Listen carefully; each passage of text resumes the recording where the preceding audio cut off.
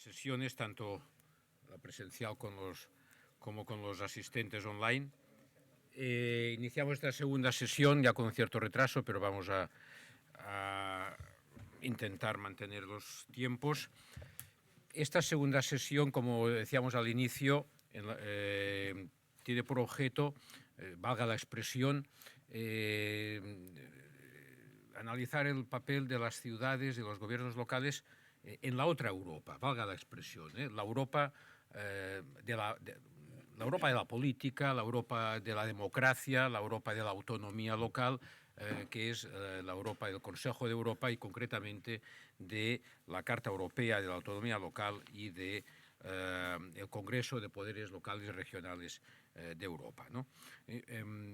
Porque importa tener esas dos patas en el análisis del fenómeno de la ciudad, el fenómeno urbano en su expresión política, importa apoyarse en las dos patas, Unión Europea y Consejo de Europa. Para tratar estos temas tenemos la suerte y el gran privilegio de contar con dos grandes expertos especialistas en esta materia.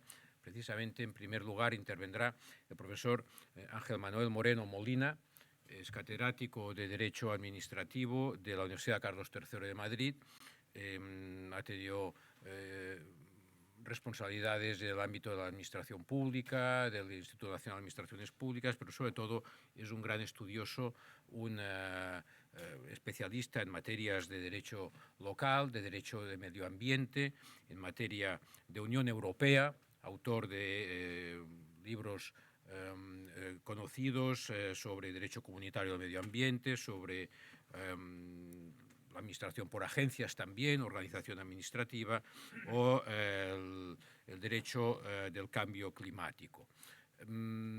Pero sobre todo también tiene sentido su presencia aquí por ser el presidente del grupo de expertos independientes sobre la Carta Europea de la Autonomía Local.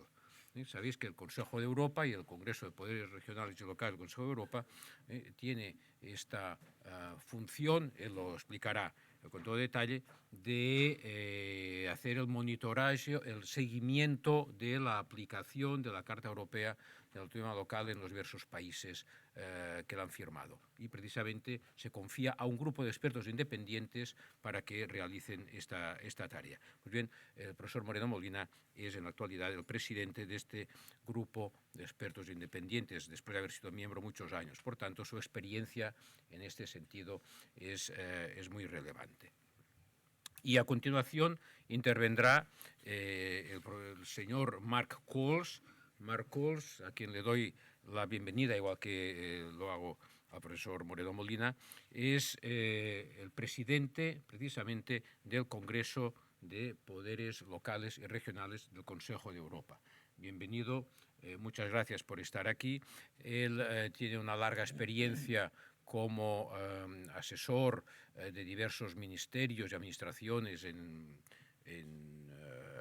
Bélgica y en Bruselas, y también una larga trayectoria política como alcalde de Uccle y sobre todo después como representante, presidente de la Unión, de la Asociación, la Unión de las Ciudades y Municipios de Bélgica. Y por tanto una función de representación del municipalismo y del mundo local en su país y después en la propia Unión Europea. Ha sido también diputado en el Parlamento de Bruselas hace algunos años ya, de manera que une su condición de experto y de asesor la condición de un político conocedor y defensor, si así lo puedo decir, de la autonomía local en las instituciones europeas. A los dos les agradezco se han desplazado para esta ocasión, les agradezco su estancia aquí y sin más doy la palabra ya al profesor Moreno Molina para su primera intervención. Muchas gracias, profesor Font. Bon dia a tothom. Gracias al Centro de la UIM en Barcelona y especialmente al profesor Font por haberme invitado a participar en este seminario. voy a debatir y desarrollar una serie de ideas sobre la aplicación de la Carta Europea en los Estados miembros del Consejo de Europa que la han ratificado, centrándome en los desarrollos recientes.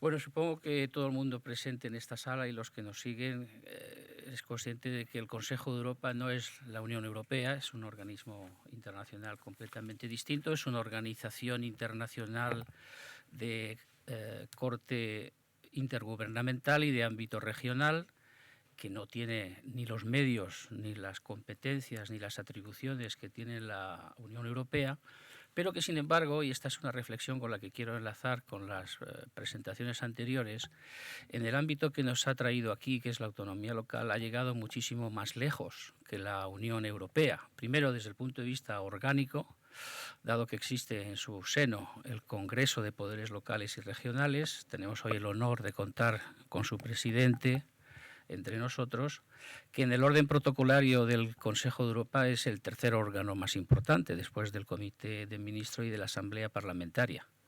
Pero además ha sido exitosa esta organización porque ha generado un instrumento internacional único como es la Carta Europea de la Autonomía Local. Carta que además, como muchos de ustedes no ignoran, fue iniciada en sus orígenes por el mundo local, dado que surgió de la Conferencia de Poderes Locales y Regionales. Es decir, que es el mejor ejemplo de legislación de abajo arriba y cómo fue asumida por la organización.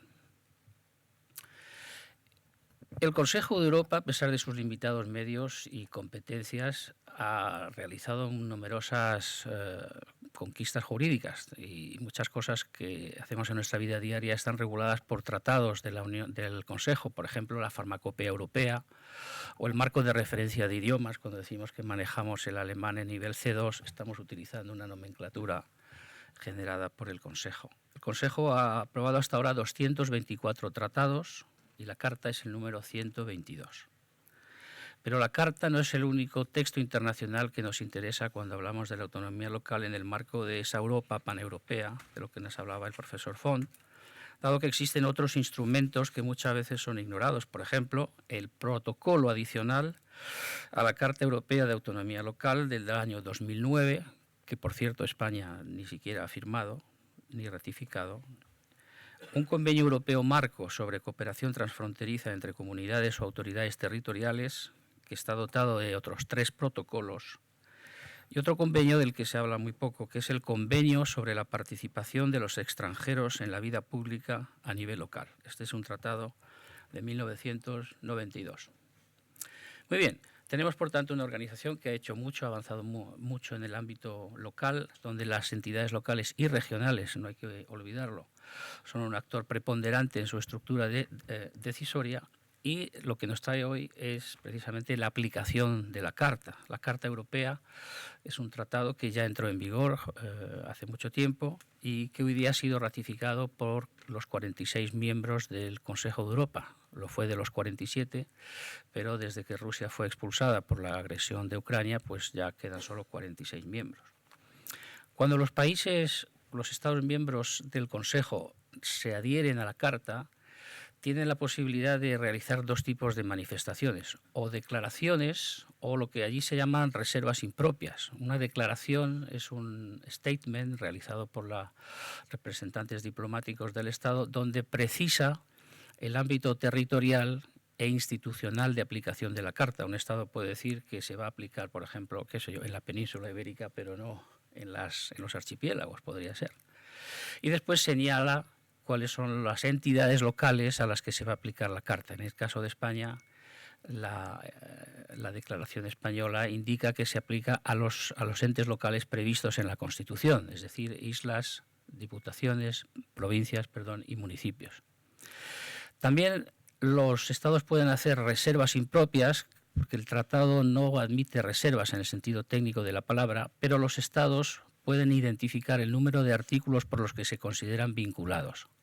Y eso se entiende que es una reserva impropia, porque si, por ejemplo, Bélgica declara que no se siente vinculado por el artículo 9, el artículo 9 no se puede exigir su cumplimiento en Bélgica. En el caso de España no hay propiamente tal, porque se aplica a todo el territorio nacional, pero se declaró que España manifiesta que el derecho de elecciones locales libres y directas no se aplicaría a todas las entidades locales.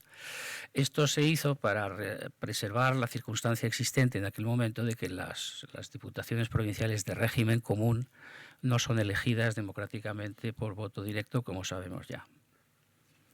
Muy bien. El reto que tiene el Consejo de Europa es saber cómo se aplica la Carta Europea de Autonomía Local en los Estados miembros que la han ratificado. Y aquí no tenemos que olvidar que es un tratado internacional. Muchos tratados internacionales carecen de todo mecanismo de conocimiento. A veces hay una conferencia de las partes, a veces los estados que ratifican un convenio se obligan a informar a la autoridad o al secretariado de los instrumentos que adopten.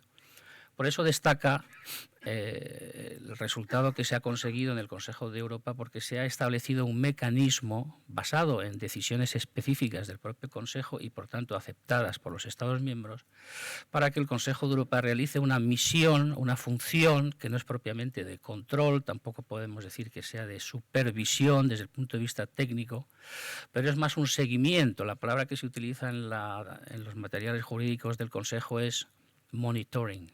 Incluso los franceses, tan fieros de su idioma, han aceptado y dicen monitoring, lo cual no suena muy bien, pero esa es la palabra.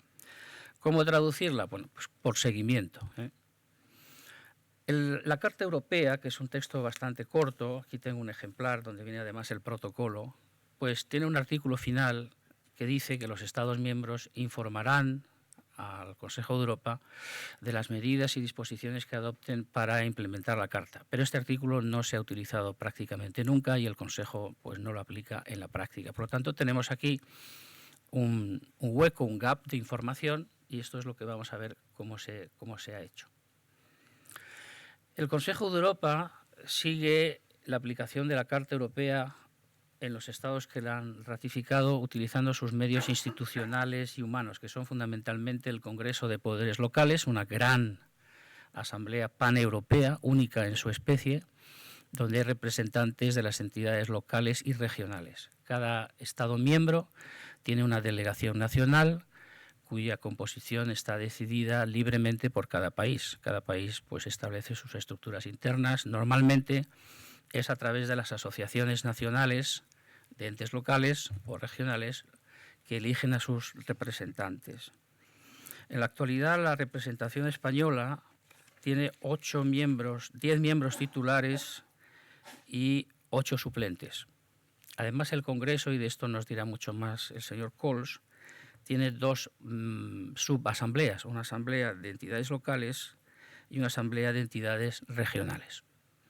No quiero desaprovechar esta ocasión para tirar un poco de las orejas a la delegación española, y es que el señor Cols también lo dirá más tarde.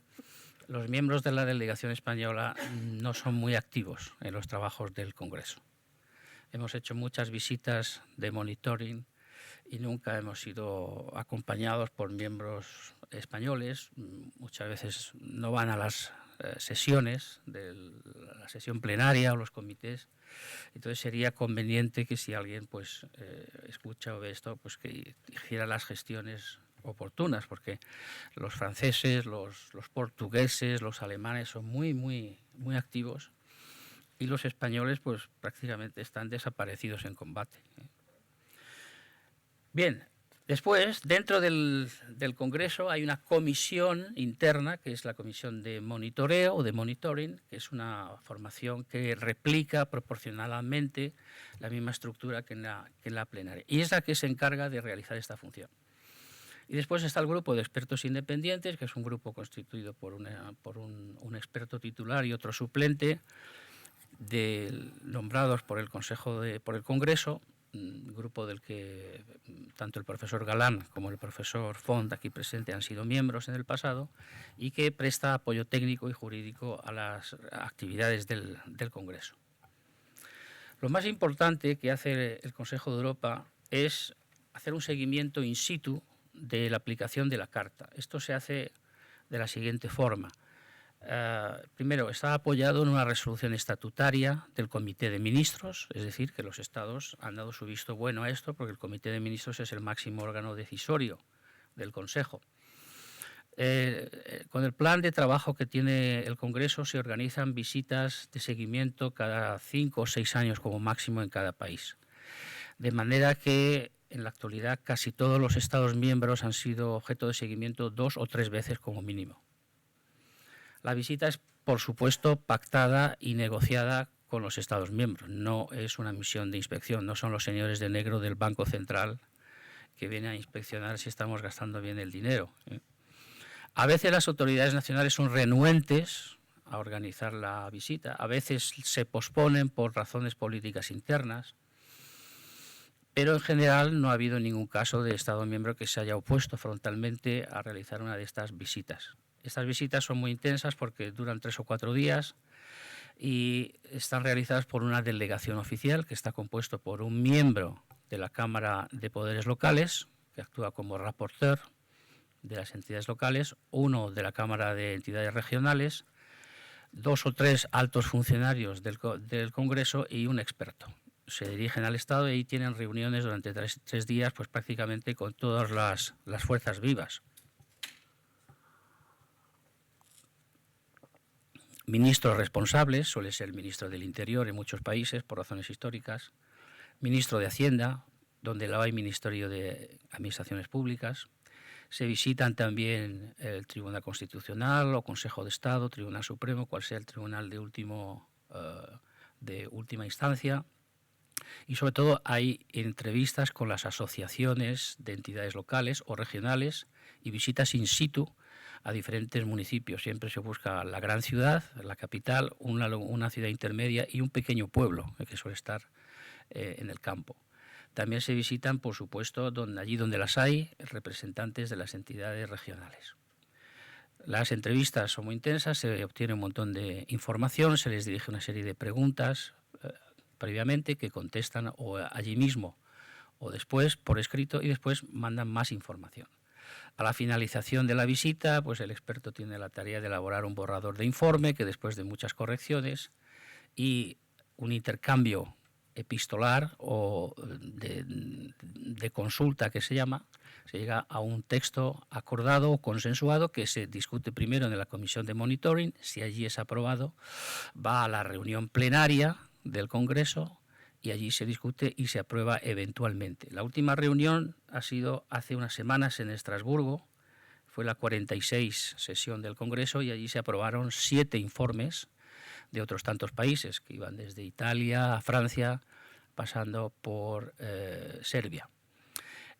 Desde hace unos años, además, en ese momento a la reunión acude la máxima autoridad nacional en materia de entidades locales. Por ejemplo, en el caso de Francia fue la secretaria de Estado de Administración Local, fue personalmente para responder a las recomendaciones, porque esto es lo importante del informe. El informe no es una tesis doctoral, no es un TFM, es una radiografía de la situación de la democracia local y regional, pero hay unas conclusiones y unas recomendaciones. Y esto es lo importante. El resultado de esto no es un aprobado o un suspenso, sino recomendaciones a las autoridades para que hagan cosas. Normalmente reformar el marco legal, normalmente crear estructuras, etcétera, etcétera. Entonces decía que la secretaria de Estado de Administración Local asistió en persona en Estrasburgo y leyó un discurso donde se comprometió a adoptar diferentes iniciativas. Otras altas mandatarios, en lugar de ir personalmente, pues si están muy lejos pueden intervenir online. Pero esto es algo que se ha hecho en los últimos años.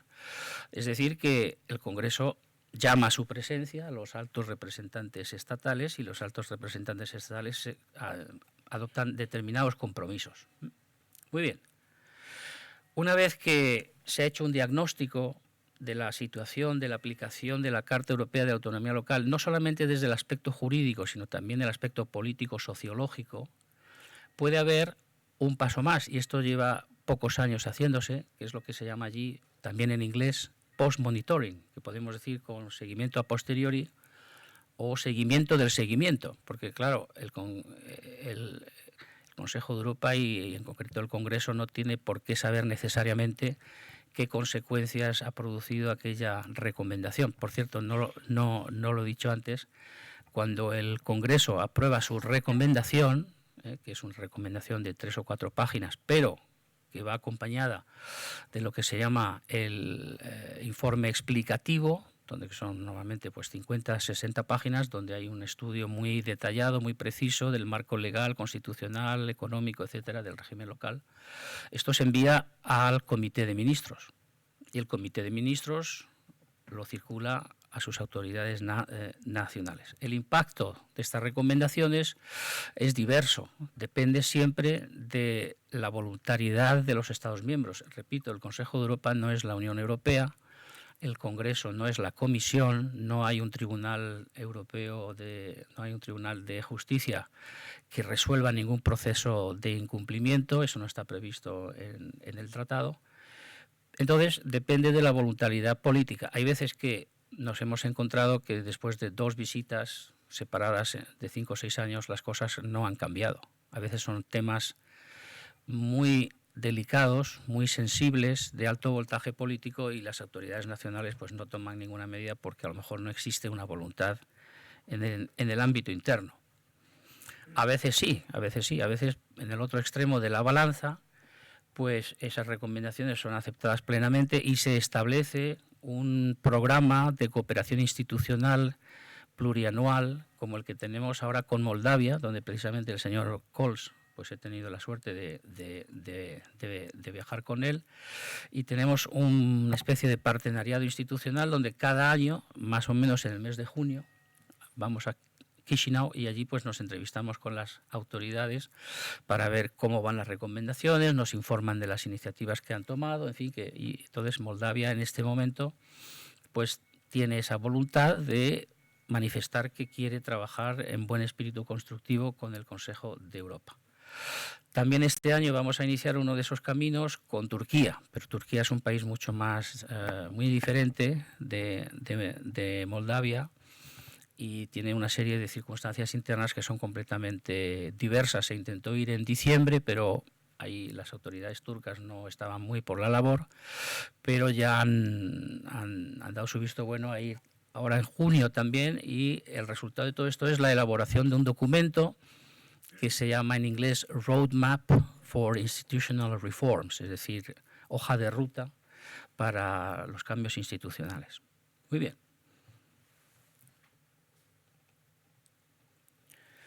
Otro aspecto que ha desarrollado en los últimos años el Congreso es la observación de elecciones locales. Esto tiene relación con la Carta, porque la Carta, uno de sus principios es la democracia local y uno de sus artículos establece que los consejos locales son elegidos en elecciones directas y democráticas. Cuando el Estado lo solicita, lo cual ha ocurrido en varias ocasiones, pues se monta una delegación que es mucho más numerosa que la del monitoring, porque hay que estar desplegados en todo el país, y se observan las elecciones locales, y al final de las cuales se establece una declaración política diciendo si se han respetado reglas de la Comisión de Venecia, reglas sobre, en general, los procesos democráticos locales. A mí he tenido la suerte de acudir a las elecciones locales turcas de hace 4 años, que fueron un poco movidas porque, como ustedes saben, en el caso del Ayuntamiento de Estambul, la Comisión Electoral anuló las elecciones y hubo que repetirlas unos meses más tarde. Bueno, también se acaban de observar recientemente las elecciones en Moldavia.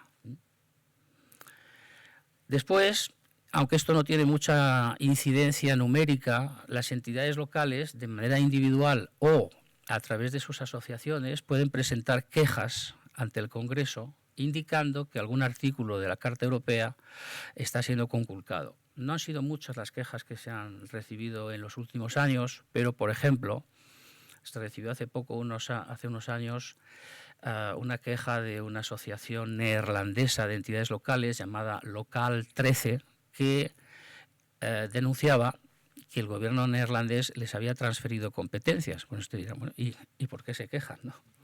Pues porque habían transferido competencias, pero la financiación que se había establecido en un enfoque típicamente neerlandés, pues les decía, bueno, esto nosotros lo estamos haciendo, por ejemplo, por 100 millones de euros.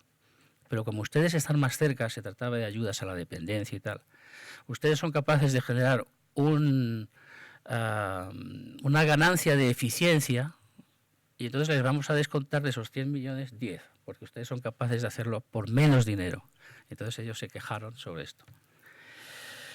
Ahí no se vio ninguna violación del artículo 4 de la Carta. Otro asunto muy sensible fue la queja que se recibió de varios concejales de municipios en torno a la periferia de Bruselas, uno de los cuales pues, es el del señor Cols, donde por motivos de política lingüística en los municipios de mayoría francófona, pero que están en la región de Flandes, pues había habido una serie de problemas relacionados con el no nombramiento del candidato que había ganado las elecciones locales en el municipio de Linkebeek, porque no existe el derecho belga de las elecciones de las entidades locales, es todo derecho regional. Entonces, en la legislación de la región de Flandes, después de las elecciones locales, no es como aquí que se proclaman directamente los elegidos, tiene que haber un acto administrativo formal y expreso de la ministra, en aquel tiempo ministra de Interior, que nombra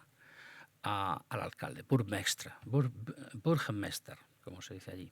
Bueno, entonces había habido una serie de problemas vinculados con los temas de política lingüística. Entonces hubo incluso una visita in situ, fact-finding, y bueno, se produjo un documento que fue aprobado por el Congreso sobre posibles violaciones del derecho de participación de los concejales en la vida local. Muy bien, sobre la base de estos aspectos, ¿cuáles son los aspectos más controvertidos que el Congreso ha sido capaz de averiguar? Bueno, lo primero que tengo que decir es que en estos últimos 20 años se han hecho más de 100 visitas de monitoring, se han generado más de 120 informes muy exhaustivos sobre la situación de la Carta y se han detectado numerosos aspectos. El propio Congreso los suele tratar denominándolos en inglés recurrent issues, es decir, asuntos recurrentes, insatisfactorios. ¿Cuáles son? Primero, el valor jurídico de la Carta, las competencias locales, las haciendas locales, la consulta a las entidades locales y los procesos de reestructuración territorial.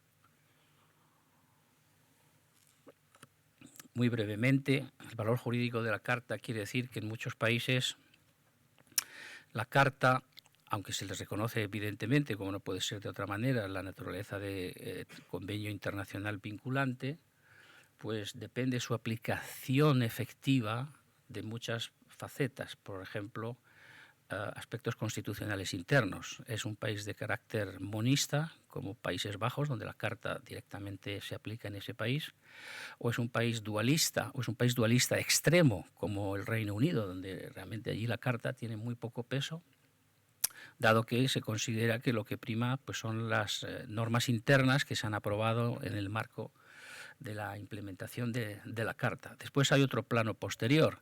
La Carta Europea se considera suficientemente clara y precisa. Bueno, saben ustedes que la Carta tiene muchos artículos que remiten a la legislación nacional en la medida de lo posible, siempre que sea viable. Entonces hay algunos artículos que evidentemente no se puede decir que tengan ese carácter directo, pero está demasiado extendida la visión de que la Carta en ningún caso tiene efecto directo o es directamente aplicable. Yo no comparto esa visión porque hay artículos que son bien claros. El artículo 11 obliga a que existan recursos judiciales efectivos. ¿Tiene usted en su ordenamiento jurídico un mecanismo procesal que permite a las entidades locales defender la autonomía local ante las más altas instancias judiciales o no? El artículo 5 obliga a consultar a las entidades locales en materia de reestructuración territorial. Usted puede, como han hecho en Francia, por una ley aprobada en 24 horas, reestructurar completamente el mapa de las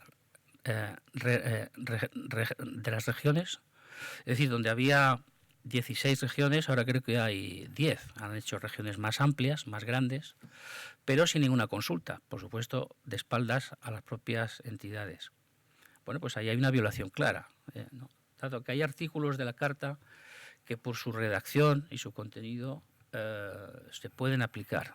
Después, ¿qué han hecho los tribunales de última instancia en este caso? Bueno, pues tenemos también una amplísima paleta. Tenemos la jurisprudencia de la Corte Constitucional Italiana, que ha dicho que simple indirizzo, es decir, que en la Carta es una directriz política, pero que no tiene ni mucho menos la fuerza jurídica contrayente de vincular a las entidades nacionales. De hecho, cuando fuimos a hacer el monitoring de Italia, el Tribunal Constitucional no nos quiso recibir. El Consejo de Estado sí, fueron bastante amables.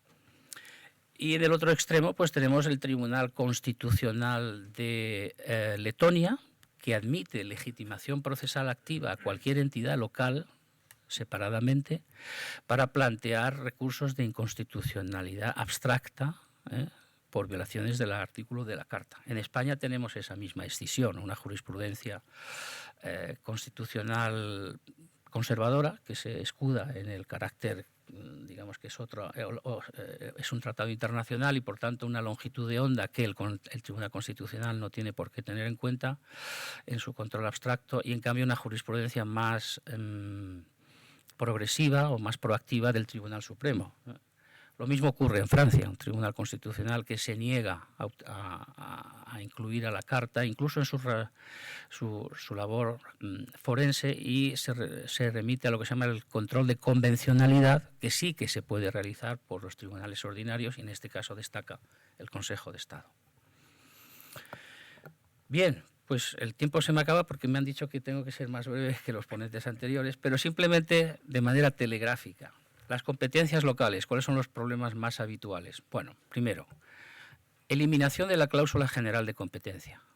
Esto es un aspecto que exige la Carta Europea. Se ha eliminado en España, la ley de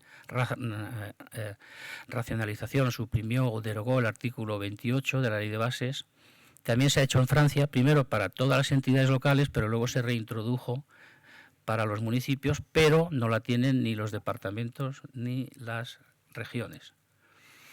En materia de competencias también se ha detectado que en muchos países la distribución de competencias no es clara. En Francia se habla mucho del millefeuille territorial, donde hay un problema evidente de identificación de la competencia. Esto para las autoridades francesas es una de las causas que explica uno de los defectos o de las situaciones más insatisfactorias que se descubrió en el reciente informe, y es la bajísima tasa de participación en las elecciones locales y regionales, que ronda el 30%. Además, en Francia, curiosamente, hemos detectado un problema que no lo hemos visto en ningún sitio, espero que no se produzca, y es el número creciente de agresiones físicas a alcaldes que se produce por parte de residentes enojados. Esto es un problema de carácter nacional. Se ha modificado el Código Penal para darle a los alcaldes, digamos, la cualidad de autoridad pública, para hacer más fuerte el delito en caso de que haya agresiones. Las haciendas locales, evidentemente, como se pueden imaginar, el artículo 9 de la Carta, con todos sus subapartados, es una fuente constante de quejas del mundo local. No tenemos suficiente dinero. Las competencias se nos transfieren sin los correspondientes medios financieros, no hay mecanismos de redistribución y no podemos realmente implementar políticas locales porque no tenemos los medios financieros para llevarlos a cabo. La consulta de las entidades locales, aquí en España, bueno, tenemos la Comisión Nacional y muchas entidades, muchos consejos, etcétera, pero en muchos países no hay un organismo que centralice la consulta a las entidades locales. Se sustituye por el voluntarismo, por la afinidad política o ideológica personal, contactos informales, y esto se ha puesto de manifiesto. Y por último, los procesos de reestructuración territorial en varios países europeos, Letonia, Chipre, Francia, se han llevado a cabo procesos de reestructuración territorial donde no solamente no se ha hecho de manera pactada, sino incluso contra la voluntad de los entes afectados. Y esto nos parece una grave violación del artículo 5. Por último, conclusiones. Bueno, pues primera, creo que la Carta es un modelo de éxito porque es el único tratado internacional sobre esta materia, ha sido firmada y ratificada por todos los Estados miembros de la organización. Segundo, el Congreso, a pesar de sus escasos y declinantes medios, porque el Consejo ha notado mucho la salida de Rusia, que era un gran contribuyente a las finanzas, Turquía también, como un poco represalia por las frecuentes condenas de todo tipo que recibe de la organización, ha reducido su contribución, y de ello se ha resentido seriamente todo el Consejo de Europa y en concreto el Congreso. El secretariado del Congreso pues tiene muy pocas personas, son fantásticas, hacen un trabajo muy bueno, pero haría falta más personal para poder llevar una actividad de seguimiento más fructífera. A pesar, digo, de estos medios, el Congreso ha realizado una labor fundamental, primero de acceder a la información y luego de impulsar, en su caso, cambios institucionales y políticos. Los objetivos, evidentemente, son, primero, conseguir que los Estados miembros eliminen las reservas que en su momento establecieron, porque el objetivo más sencillo es conseguir que todos los Estados sean vinculados por todos los artículos. En el caso de España, la última visita se hizo en los tiempos del COVID, online, en el año 2021, hubo otras dos, y bueno, pues llama la atención en estas resoluciones, primero, que España no haya firmado el protocolo adicional de participación en la vida local, que no sabemos muy bien por qué, porque es un tratado muy corto, muy breve. Nuestro régimen jurídico está, creo yo, mucho más avanzado de lo que exige el protocolo. Después también sorpresa en Europa de por qué las diputaciones provinciales no son elegidas democráticamente. La mayoría de los gobiernos intermedios, Italia, Bélgica, Francia, los consejos provinciales son objeto de elecciones. Y aquí también en España, las diputaciones forales, los consejos insulares, los cabildos. En Europa no ven, digamos, una razón de peso de por qué no se da ese paso, con lo cual pues la declaración hecha en su momento podría ser levantada. Y bien, espero que haya preguntas sobre esto y agradezco, por supuesto, la invitación y la atención de los presentes. Muchas gracias.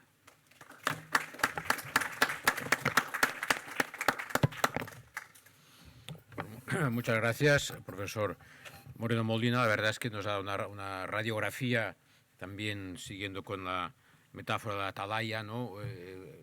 Ha permitido dar un panorama general de la situación, ¿no?, de la democracia y la autonomía local en Europa, esa función de seguimiento y de impulso, ¿no? Ha puesto de manifiesto también, yo creo, aunque de pasada, ¿no?, por algunas insuficiencias, los mecanismos de garantía de la Carta, ¿no?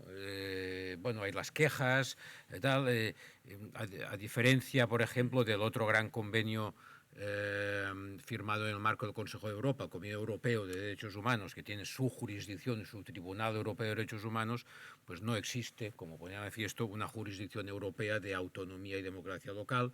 Bueno, son temas de gran enjundia que tal vez escapan a un análisis, pero a pesar, ¿no?, de esos desequilibrios, parece que hay un instrumento útil que nos da un estándar de ciudad europea o de gobierno local europeo, por tanto de ciudadanos europeos también desde esta perspectiva.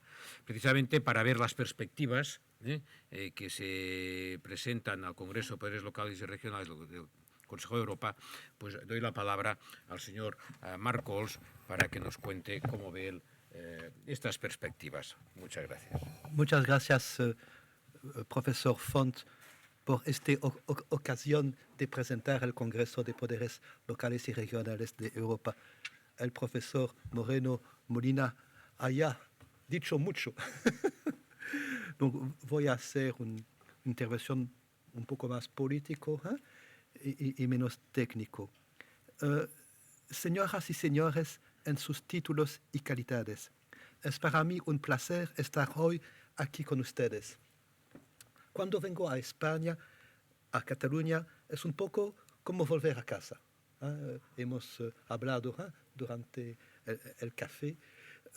Mi familia tiene una segunda residencia en la provincia de Tarragona desde 1967. Y desde entonces vengo todos los años a vacaciones aquí.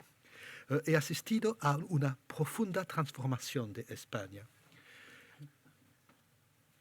Volver a ser una democracia tras la muerte de Franco, aprobar su nueva constitución en 1978, una constitución que reconocía el derecho a la autonomía de las nacionalidades y regiones que componen España, así como la autonomía de sus municipios.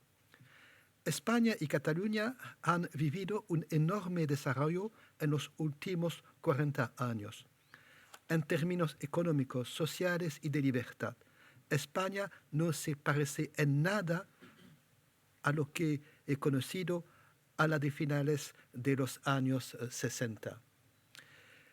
España ingresó al Consejo de Europa el 24 de noviembre de 1977 y se convirtió en miembro de la Comunidad Económica Europea, posteriormente Unión Europea, el 1 de enero de 1986.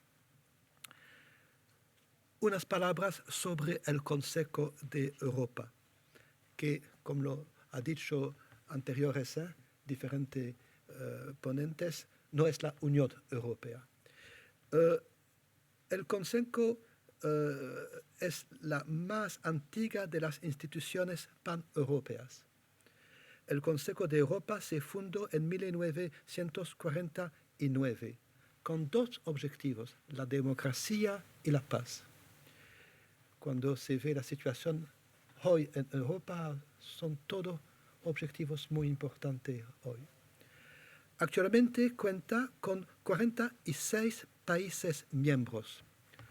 Son todos los países europeos, excepto Bielorrusia y la Federación Rusa, que fue excluida tras su agresión a Ucrania en febrero de 2022. Donc es también el Reino Unido, Noruega, Suiza, Turquía y otros países, grandes o pequeños. Andorra, por ejemplo, que no está miembro de la Unión Europea, sino que está miembro del Consejo de Europa. El Consejo de Europa se creó para salvaguardar y desarrollar la democracia, el Estado de Derecho y los derechos humanos en sus Estados miembros. Esta es su misión principal, como reiteraron en mayo del año pasado los jefes de Estado y de Gobierno del Consejo de Europa en su cumbre de Reykjavik. También tiene la ambición de desarrollar acciones comunes a todos sus Estados miembros en los ámbitos económico, social, cultural, científico, jurídico y administrativo. Por ejemplo, existe un Banco de Desarrollo del Consejo de Europa, una conferencia de organizaciones no gubernamentales, un centro europeo de lenguas modernos, un fondo cinematográfico, etc. Sus principales órganos son su Comité de Ministros, el Tribunal Europeo de Derechos Humanos, el Comisario de Derechos Humanos, la Asamblea Parlamentaria y el Congreso de Poderes Locales y Regionales, que tengo el honor de presidir desde el pasado mes de octubre. El Congreso, creado hace 30 años, es una de las dos asambleas políticas del Consejo de Europa. Representa a más de 130.000 autoridades locales y regionales de 46 Estados miembros. El trabajo de esta Asamblea de Representantes Electos Locales y Regionales protege y promueve la democracia local y regional en Europa, garantizando que las disposiciones de la Carta Europea de Autonomía Local se aplican en toda Europa. Y el profesor ha hablado de cómo garantizar. Bueno, hay países como Letonia, pero también Austria, por ejemplo, que está en su constitución, que la Corte Constitucional toma decisión y en su decisión, su motivación es la Carta. O hay otros países, la mayoría que no es el caso. Pero mismo en estos países, cuando hay acciones internas al país, se puede decir que la carta que no está respecto es un argumento con otro en el proceso judicial interno del país.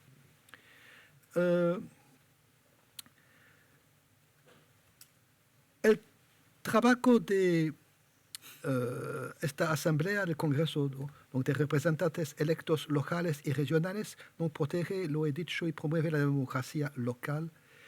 Esta carta que data de 30 años, o cerca de 30 años, un poco más, 1985, ha sido ratificado por los 46 países miembros. Todos los países han ratificado.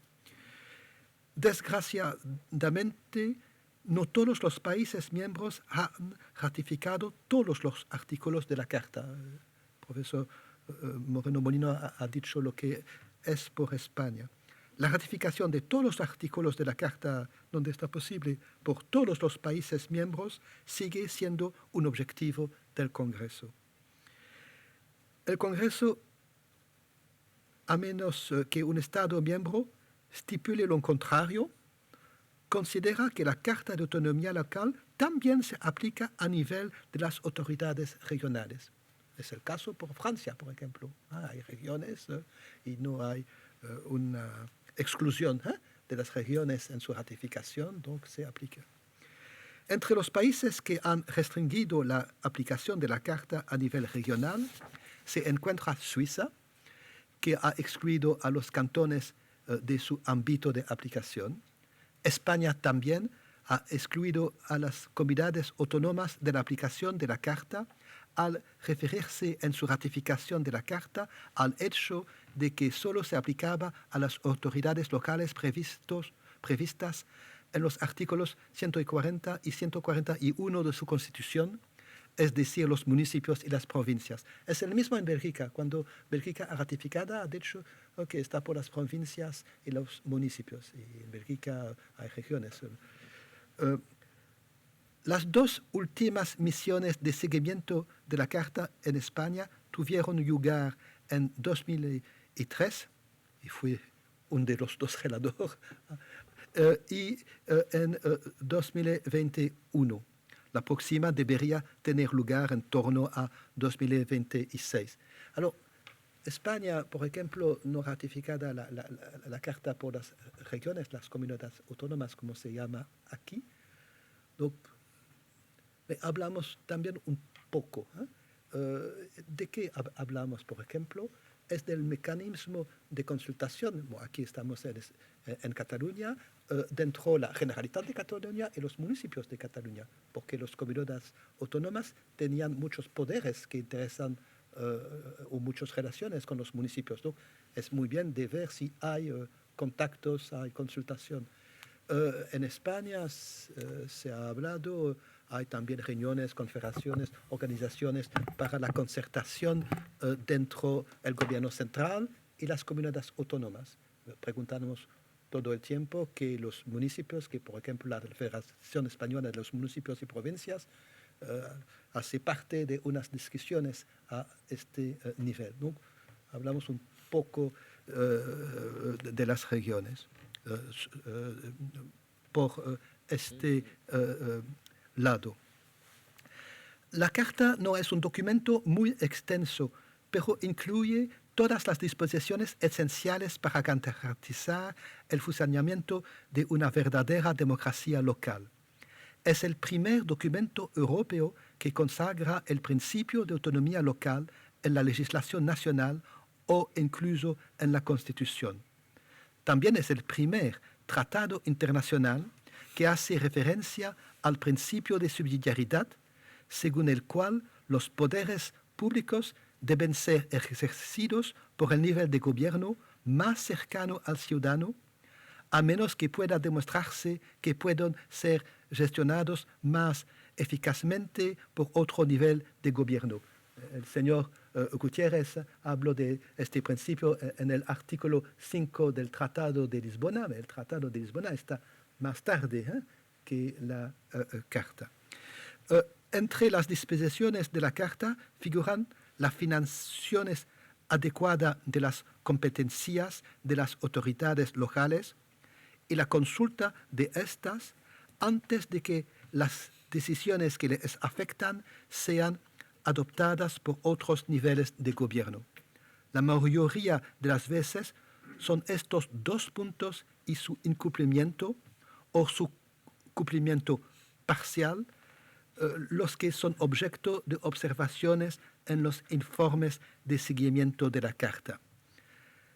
A pesar del término Carta, se trata de un tratado internacional y como tal genera obligaciones. Es un texto vinculante para los estados que lo han ratificado. Desde 2009, la Carta incluye un protocolo adicional sobre el derecho a participar en los asuntos de las autoridades locales. Este protocolo aún no ha sido ratificado por todos los estados miembros, solo 22 estados lo han ratificado. España, que me parece que lo respecta, todavía no lo ha ratificado. El Congreso desearía ver un segundo protocolo adicional a la Carta sobre el medio ambiente. Tener en cuenta la emergencia climática es una obligación que forma parte integrante de toda gobernanza local. El medio ambiente y el desarrollo sostenible son cuestiones clave en nuestras políticas locales y regionales sobre transporte público, proyectos de construcción y planificación del espacio público, gestión del agua, muy importante aquí en España, y de los residuos, etc. La Carta no puede ignorar esta realidad. Este protocolo adicional tendría además la ventaja de ser preventivo con respecto a las autoridades locales y de no conducirlas ni a ellas ni a los estados a una posible condena por parte de las instancias judiciales por inacción climática, como acaba de ser el caso de Suiza en una reciente sentencia del Tribunal Europeo de Derechos Humanos. Está la semana pasada, creo. Hasta la fecha, todavía no hemos recibido luz verde del Comité de Ministros para un protocolo de este tipo. Seguimos luchando por ello. El Congreso también observa las elecciones locales en los Estados miembros que le solicitan siempre que es posible. Hacía unas semanas hemos hecho una observación de las elecciones locales en Turquía, por ejemplo. Lamentablemente, y esto es algo que nos gustaría que cambiara, a diferencia de las misiones de observación de la Carta, que hay una consultación con el gobierno de este Estado, podemos hacer con nuestra decisión. Para observar las elecciones debemos recibir una invitación del país, ¿no? Que está muy diferente el proceso. Es un absoluto derecho de hacer el seguimiento de la Carta, es solamente una discusión de la agenda. Por las observaciones de elecciones debemos recibir una invitación. Y hay muchos países de donde no recibimos, España, por ejemplo.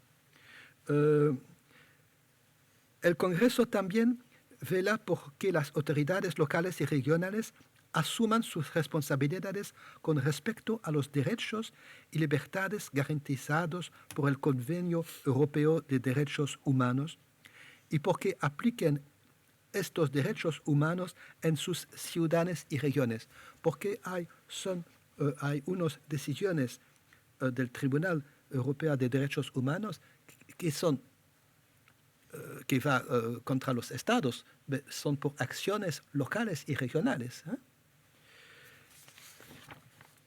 Por último, el Congreso trabaja para concienciar a los representantes electos locales y regionales de su papel a la hora de garantizar el Estado de Derecho a nivel local y regional. Lo hacemos en particular mediante la publicación de nuestros manuales de derechos humanos, que son una recompilación de ejemplos concretos de buenas prácticas en este ámbito a nivel local y regional. Y pondremos en marcha actividades de apoyo a ciudades y regiones que hayan infringido el Convenio Europeo de Derechos Humanos, lo que dará lugar a una sentencia de violación contra un Estado. Lo hemos dicho hace un minuto. La democracia local y regional ha hecho innegables progresos en Europa. Lo he visto mismo en unos países. Con la ratificación de la Carta de Autonomía Local por los 46 Estados miembros del Consejo de Europa y la creación de un espacio jurídico común para la democracia local en nuestro continente. Por ejemplo, un ejemplo, Moldavia. Hacía unos años, si el gobierno central hay elecciones, hay una nueva mayoría, los mayores deben cambiar de partido. Si no, de alcalde. Está muy, muy especial. Si no, no subsidias, si no se va al tribunal, muchas cosas. Es cambiado hoy. Está el mismo en Georgia hace unos años. El nuevo gobierno, la nueva mayoría del Parlamento Nacional, dice a los mayores que son del antiguo partido que está el partido del gobierno, se debe desmitir.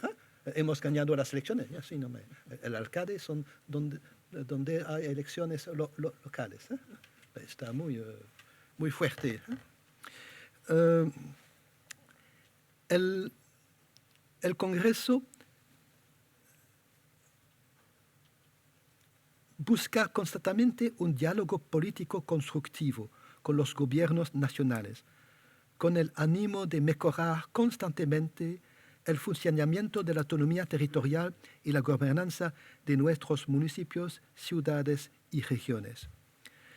En los últimos años, el Congreso ha estado muy implicado en la promoción de la democracia participativa y deliberativa en Europa para implicar más a los ciudadanos en la toma de decisiones a través del protocolo adicional a la Carta de Participación Ciudadana, la Semana Europea de la Democracia Local, el apoyo a la creación de asambleas de ciudadanos a nivel local y la aplicación de la Carta sobre la participación de los jóvenes en las ciudades y regiones. Nuestra iniciativa de implicar a los jóvenes en nuestro trabajo con los jóvenes delegados del Congreso, que este año celebra su 10 aniversario, creo que es única y un gran éxito. ¿Qué es esta iniciativa?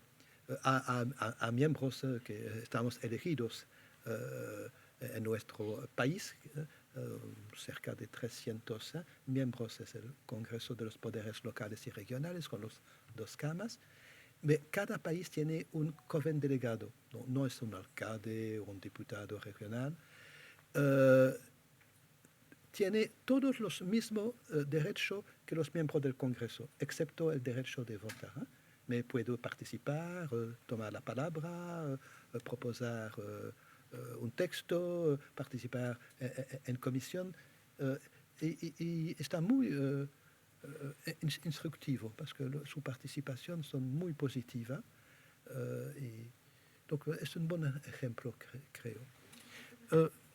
Estos... Sí, no se oye. No se oye. No hablo... Debe hablar más fuerte. Estos son nuestros logros y podemos estar orgullosos de ellos. Recibieron un nuevo impulso en la cumbre de Reykjavik que otorgó al Congreso un mandato más firme para responder a los retos actuales en los ámbitos de la protección de los derechos humanos, el fortalecimiento del Estado de Derecho y la protección del medio ambiente a escala local, o los desafíos que plantea el desarrollo de la inteligencia artificial. Hablamos mucho sobre este en el Congreso hoy. Las decisiones tomadas en esta cumbre condujeron a una reforma administrativa del Consejo de Europa y la transferencia al Congreso a partir del 1 de enero de este año, de la mayoría de las actividades del Consejo de Europa dirigidas a las autoridades locales y regionales. El Centro de Expertos para la Buena Gobernanza es un centro del Consejo de Europa que promueve las normas europeas y las mejores prácticas en el ámbito de la buena gobernanza. El hecho de que el centro esté adscrito al Congreso le permite participar en 16 proyectos de cooperación destinados a reforzar la buena gobernanza en varios países. Los dos mayores proyectos de cooperación se refieren a Ucrania.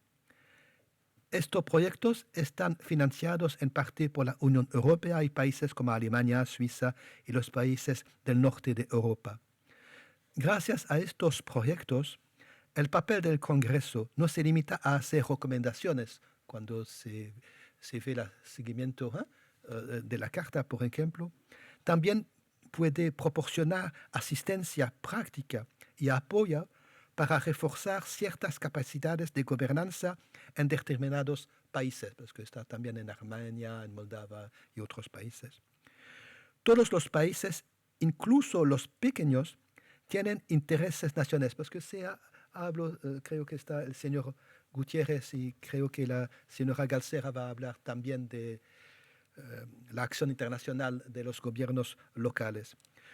Todos los países, incluso los pequeños, tienen intereses nacionales. No es el caso de los representantes electos locales. Esa es la ventaja de lo que llamamos diplomacia de las ciudades, que puede tender puentes. El Congreso, en su haber, ha puesto fin a la división de la ciudad de Mostar. Las dos comunidades de esta ciudad, de Bosnia-Herzegovina, estaban muy enfrentadas. Hacía 12 años que no se celebran elecciones municipales. El Congreso consigue crear asambleas de ciudadanos que reunían a miembros de ambas comunidades. Después se celebraron elecciones y la ciudad volvió a funcionar democráticamente con normalidad.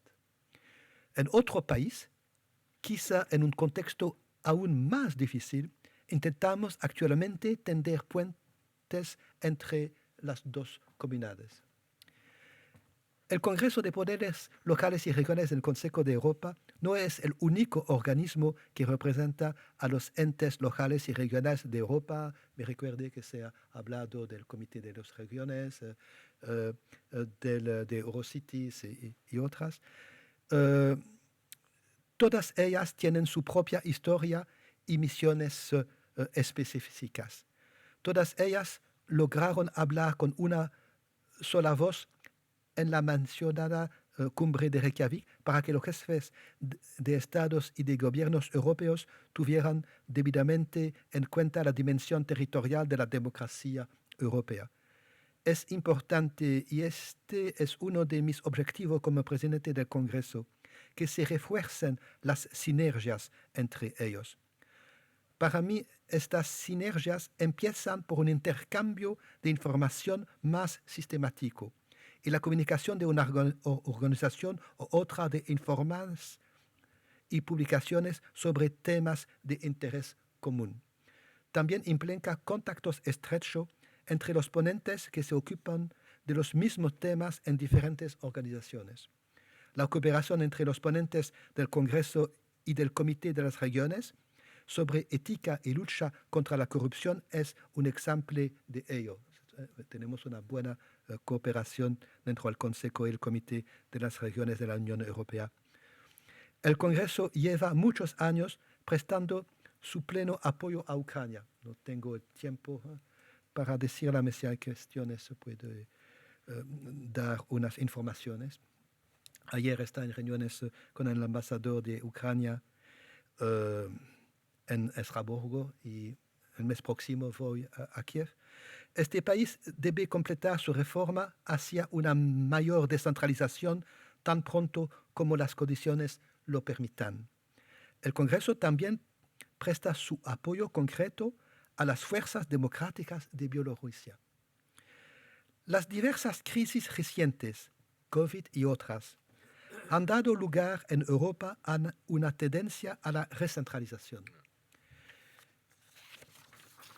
Si bien esta recentralización con carácter excepcional, temporal y proporcionado es comprensible en tiempos de crisis o guerra como en Ucrania, es importante que no sea permanente. En el Congreso estamos muy atentados de esto.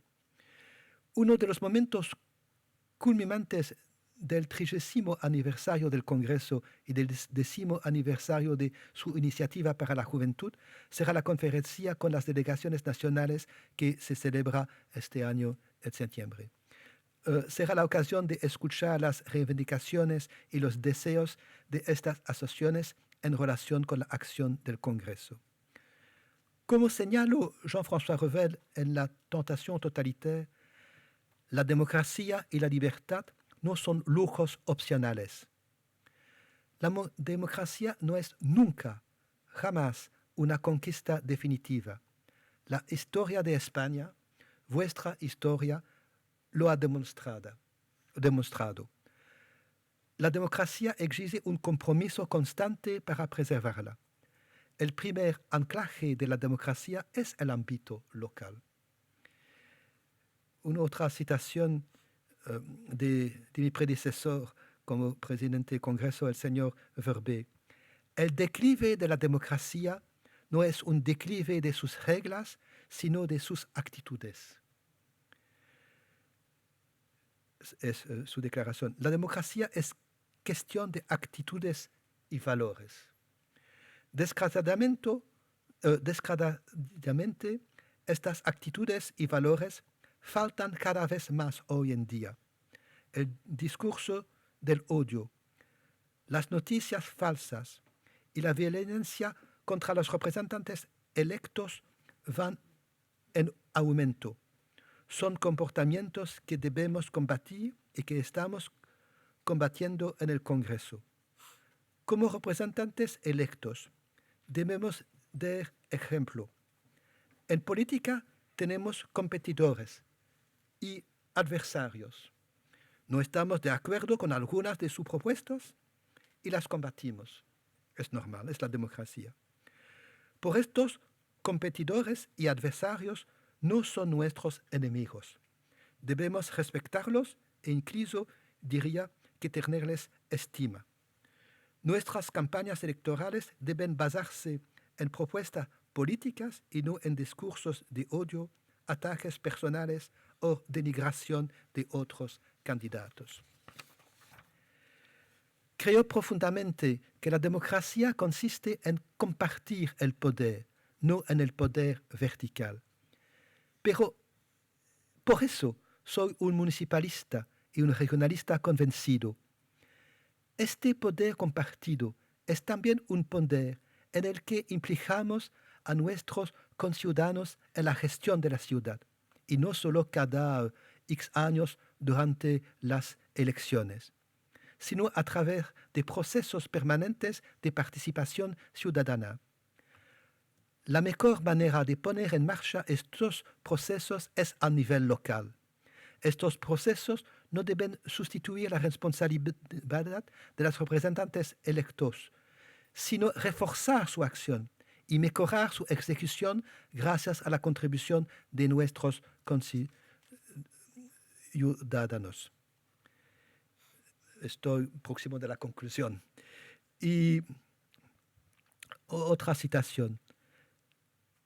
Nada puede distorsionar más la verdadera imagen de los acontecimientos de este mundo que considerar el propio país como el centro del universo y juzgar todas las cosas únicamente en función de este punto fijo. Así comienza el libro Anatomía de la Paz, publicado por Emery Rev en 1945, al final de la Segunda Guerra Mundial. Palabras proféticas vistas en el contexto del regreso de la guerra a Europa y de la agresión de la Federación Rusa contra Ucrania. Uno de los logros y no el menor del Consejo de Europa y de sus diversos órganos, incluido el Congreso, es que mejora nuestro conocimiento y comprensión de los demás, de nuestros colegas de otros países, que se enfrentan a realidades a veces diferentes y a veces similares en las nuestras. Nos permite intercambiar experiencias valiosas y trabajar juntos para promover la democracia local y regional en toda Europa. Esta democracia es el mejor antídoto contra los excesos totalitarios. Gracias por su atención.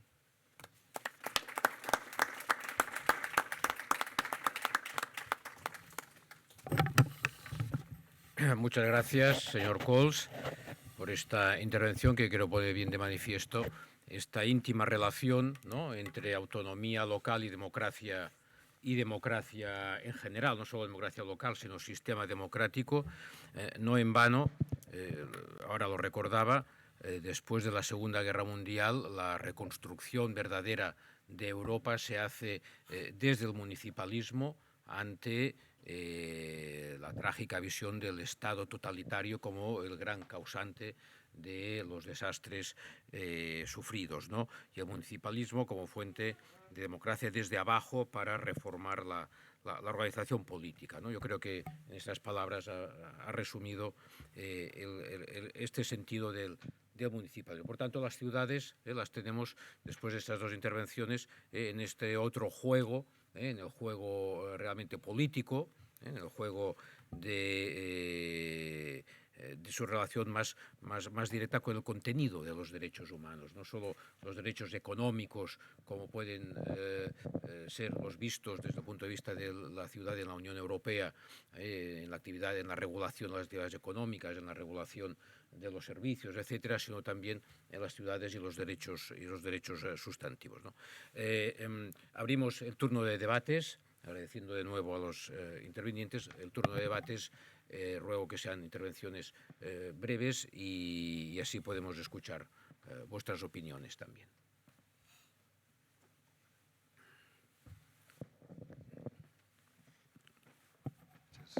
Muchas gracias a los dos por esta panorámica del Consejo de Europa y del Congreso de Poderes Locales, que muchas veces es desconocido, incluso por el propio mundo local. Una pregunta para el señor Marculs. Más allá de la relación que tienen con las asociaciones nacionales de gobiernos locales, como sería el caso de la FEM, la Federación Española de Municipios y Provincias, ¿qué tipo de relación si tienen y cómo se establece con redes de gobiernos locales, ¿no? Eurocities, el Consejo Europeo de Municipios y Regiones, ALDA? ¿Hay espacio de colaboración con este tipo de redes y cómo se establecen?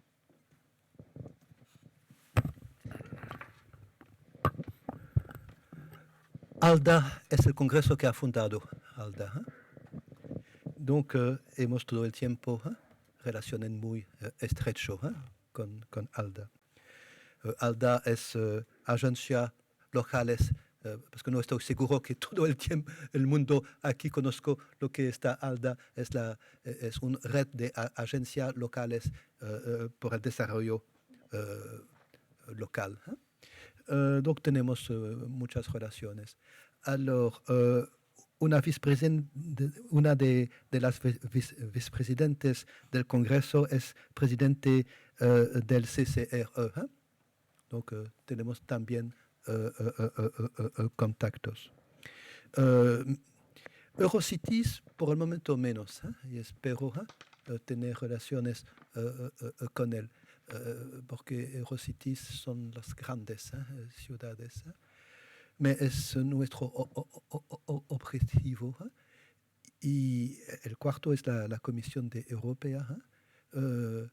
Hay, creo, 7 diferentes organizaciones. Por ejemplo, hay también una conferencia de las regiones marítimas.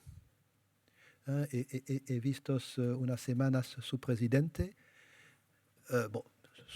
Su trabajo es las cosas de pesca y todas las cosas como este, donc es muy específico, pero se trabaja también sobre la inclusión social. Donc, hemos dicho que vamos a dar las informaciones de uno al ello. Donc, traemos de tener una colaboración.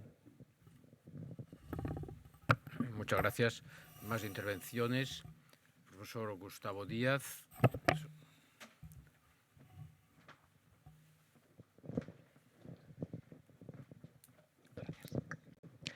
Hola, buenos días. Bueno, felicidades a los dos por las intervenciones. La verdad es que es un privilegio escucharlos hoy aquí. Muy brevemente quería preguntarles si en el marco de las perspectivas de futuro de la Carta Europea de Autonomía Local se ha puesto en algún momento sobre la mesa específicamente como una de las posibles líneas de reforma la modificación del artículo 10, que es el que regula el derecho de asociación de las entidades locales y que contiene dos previsiones específicamente referidas a la acción exterior de los gobiernos locales, posibilidad de creación de redes en el apartado segundo y derecho de cooperación internacional en el apartado tercero, y que ha planteado tradicionalmente algunas dificultades de interpretación desde el punto de vista de su carácter o no como normas self-executing, y también por razón de las asimetrías que se establecen entre el derecho general de cooperación institucionalizada cuando no tiene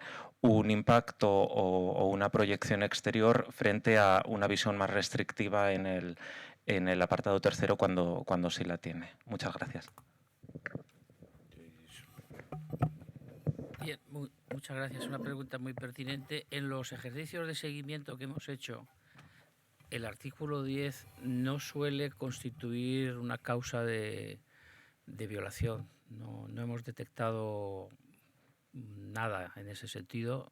Al contrario, la cooperación, porque son dos cosas distintas. La asociación de los municipios entre sí, que está tan desarrollada, por ejemplo, en Francia, donde ahí hay otro problema, y es la posibilidad de que esas instituciones oculten el rol institucional de los municipios. Porque, claro, una de las causas que dicen de que la gente no participe en las elecciones locales, dice, bueno, el ciudadano está desnortado, porque esto, la basura me lo lleva a la mancomunidad de X, el agua, la entidad metropolitana de tal. Entonces el municipio realmente, entonces que es el país donde más fortalecido está el nivel, por supuesto no es un problema. La cooperación internacional está no solamente recogida en la Carta, sino en el Tratado Marco de Cooperación Intergubernamental y los 3 protocolos.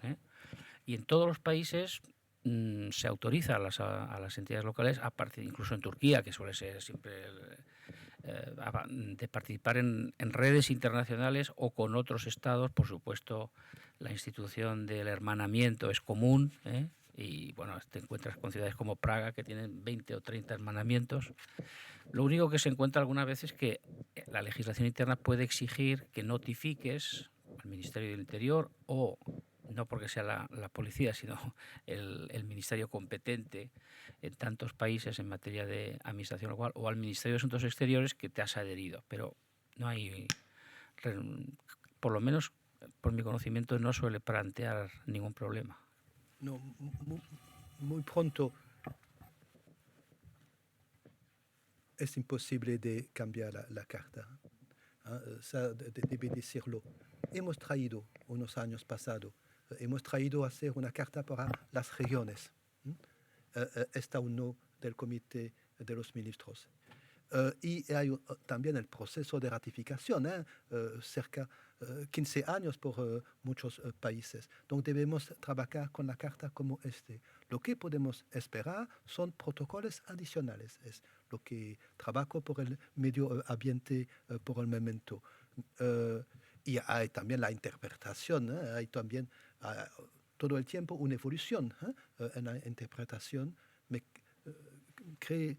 Usted no debe creer que se puede cambiar una parte del texto. O sea, está imposible de recibir un acuerdo del Comité de Ministros por este. Si se me permite añadir algo más, yo creo que en todas estas cuestiones pues hay un tempo político, ¿no? Y hubo un tempo político por la autonomía, por el municipalismo, por el regionalismo en los años 80, donde surgió la Carta y los trabajos preparatorios para la Carta Europea, pero ahora no estamos en ese tempo político, estamos en un tempo restrictivo. O sea, no es razonable o esperable que se modifique la Carta ni se profundice. Y el protocolo, pues bueno, siempre que imponga obligaciones soft, porque los estados lo que no quieren es ser condenados por los tribunales internacionales o internos, ¿no? Si ese protocolo establece cosas que ya están haciendo de facto, como ocurre en España, las responsabilidades ambientales de los entes locales son impresionantes, pues entonces sí podría haber, digamos, luz verde, pero tampoco no hay un entusiasmo municipalista ahora, creo yo, en toda Europa, ¿eh? Es un poco mejor después del año pasado con la cumbre de Reykjavik, está un cambiado positivo, pero si la carta no exista hoy, no estoy seguro que se puede tener la carta. Y debes saber que el poder de ir en un país, de hacer un seguimiento de la aplicación de la Carta de la Autonomía Local, y mismo cuando se dice, está el caso de hace unos años, no de este reporte del mes pasado, 5 o 6 años pasado, hemos hecho un reporte sobre Francia. Francia es una democracia, todo el mundo sabe. Donc, el reporte está muy positivo, pero tenemos unas preguntas, unas remarcas. El gobierno francés está terrible, la reacción es... donc, tenemos este derecho hoy, y en la prensa, si escribe que todo no está perfecto en un país, hay todo el tiempo un gobierno que no está en contado de este. Tomar este derecho hoy, si no existe hoy, no estoy seguro que está fácil. Tenemos varias preguntas más, os ruego tanto las preguntas como las respuestas concisas. Alfredo Galán.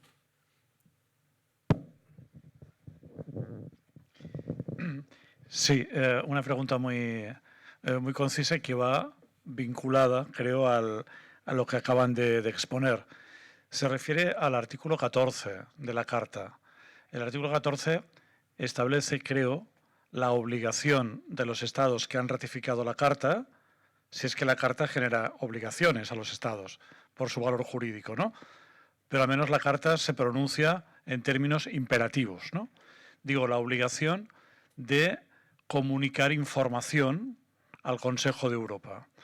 Es decir, en concreto, los estados parte se obligan a suministrar información de las medidas adoptadas con la finalidad de adaptar su ordenamiento y su realidad a lo que dispone la Carta, medidas normativas y no normativas.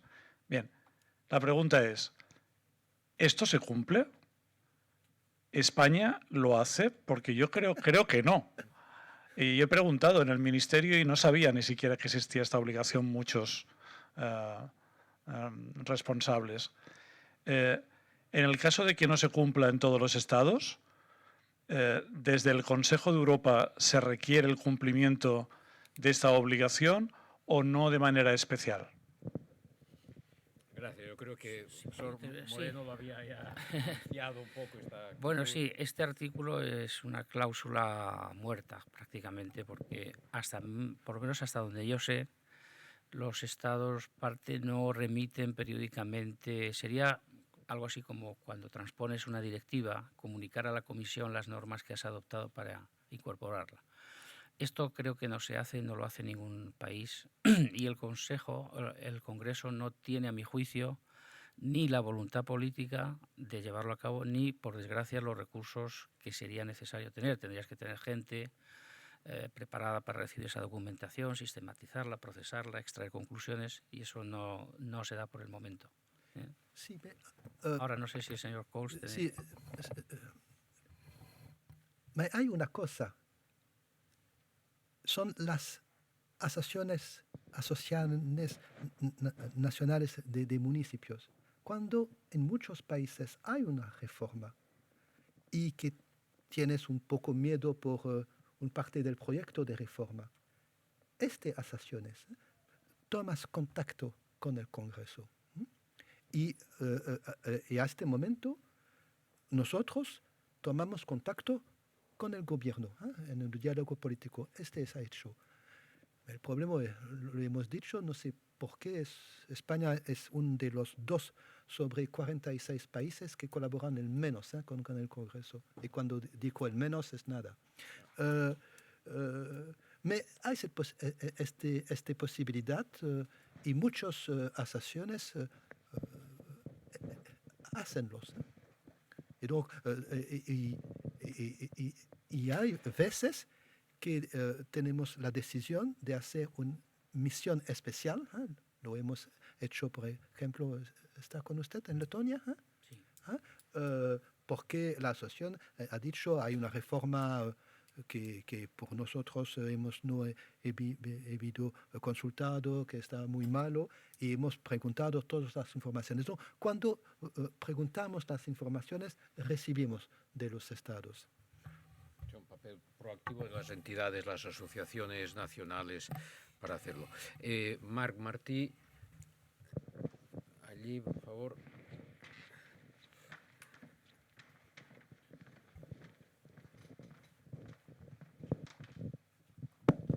Sí. Bueno, muchas gracias también para estas reflexiones de actualidad, ¿no?, sobre la situación del municipalismo en Europa. Quería preguntar un poquito en la misma línea que se estaba comentando en el caso de la LARSAL, de la reforma de la administración local del 2013, para entender mejor un poquito el proceso de seguimiento y el rol del Consejo y del Congreso, cómo valoran, o sea, cuál fue el papel del Consejo y cómo lo valoran ahora que tenemos ya con perspectiva. La ley de 2013. Bueno, el señor Coles formó parte de la delegación y puede decir, pero por usar yo primero la palabra, si se me permite, el Congreso manifestó su preocupación por algunos aspectos de la LARSAL que a nuestro juicio iban en contra de la Carta, como la supresión del artículo 28, que permite a los municipios tomar iniciativas en determinados campos, la racionalización extrema del proceso de financiamiento y de gastos, pero por desgracia nuestras recomendaciones no fueron oídas, no fueron recibidas o tuvieron un impacto. Pero bueno, en este informe también del 21, que es el último, hecho online, se ha vuelto a insistir en la preocupación por la supresión de la cláusula general. El Gobierno podría promover una iniciativa legislativa que modificara la ley en el sentido propugnado por el Congreso. Es una propuesta que lanzo, ¿no? Sí. Porque estas reformas hemos visto que, claro, son muy fáciles de adoptar, pero son muy difíciles de desandar. Por ejemplo, si haces una reforma local como en Letonia, donde han convertido de los 500 municipios, los han dejado en unos 100, luego es muy difícil deshacer esos municipios. O sea, son reformas lesivas para los gobiernos locales que es muy difícil de desandar en la práctica, por desgracia. Señor Cole. Hay cosas que han evolucionado positivo después de 10 años. Por ejemplo, el salario de las alcaldes. 10 años pasados está el Consejo Municipal que decidió si hay un salario o no. Hay casos, mismo para ciudades de más de 50.000 habitantes, sin salario. He visto una mujer, una nueva alcalde que está elegido, una joven económico, en una ciudad de más de 50. No salario. ¿Cómo se hace? Porque el alcalde anterior está diputado en Madrid, se ha votado al Consejo. Está en muchas municipales. La ley ha cambiado. Después nuestras recomendaciones es un poco una ley que da un poco poder al Consejo Municipal porque hay un sistema con un mínimo y un máximo y dentro de los dos se pueden decidir. Enfin, hay un mínimo por las alcaldes. Es una cosa que ha cambiado. Bueno, es nada perfectamente, pero la implicación, por ejemplo, de la FEMP es mejor que 10 años pasados en son contactos cuando hay reuniones del nivel central con las comunidades autónomas. Y alors había la cuestión de la competencia, porque hacía 10 o 15 años tenían municipios en España que no saben pagar más su personal. Está un gran problema. Y normalmente la reforma que se han hecho es que no se puede dar una nueva competencia si no se da el dinero para financiar esta competencia. Está un poco mejorado. He leído el reporte que está hecho 8 años más tarde, en 2021, a todo el tiempo unos remarcos que son todo el tiempo allá, pero hay progresos también. Muchas gracias. Hay una última pregunta que formulan en vía los asistentes que están en la red.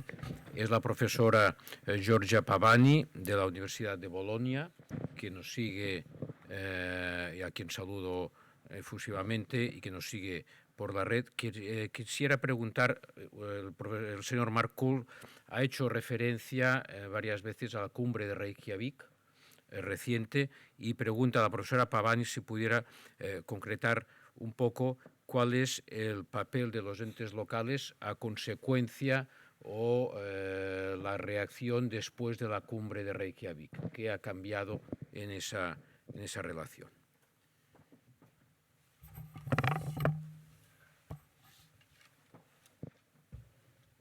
Cuando el Consejo de Europa está fundado en 1949, hay lo que se llama los organismos que tienen un estatuto. Es el Comité de Ministros y es la Asamblea Parlamentaria. Y está todo. En la declaración de Reykjavik, por ejemplo, se hablan, no se modifica el tratado, pero se hablan de las dos asambleas políticas, la Asamblea Parlamentaria y el Congreso. Y se hablan de la importancia de la democracia territorial en la democracia europea. Está escrito en la declaración. Hay muchas cosas que se dicen en la declaración de Reykjavik sobre la democracia local. Y con esta declaración hemos recibido un mandato elegido por los derechos humanos, por ejemplo. Se preguntan que hacemos un seguimiento al nivel local y regional de los derechos humanos. Donc está muy positivo por los gobiernos locales y regionales la declaración de Reykjavik. Y hay muchas veces en la declaración donde se hablan, no solamente una vez con dos palabras, no, muchas veces se hablan de los municipios y regiones, hablan de la democracia local, de la democracia territorial en él, por la participación también, que se hablan también de la participación de los jóvenes en la declaración. Muy bien, pues muchas gracias. Damos por concluida esta sesión después de este debate. Vamos ya retrasados, como es habitual en estas jornadas tan intensas, pero yo agradezco de nuevo a los dos ponentes por esta sesión y ya sin solución de continuidad damos paso a la nueva mesa, a la última sesión. Llamo, por tanto, a los ponentes a que nos acompañen en la mesa.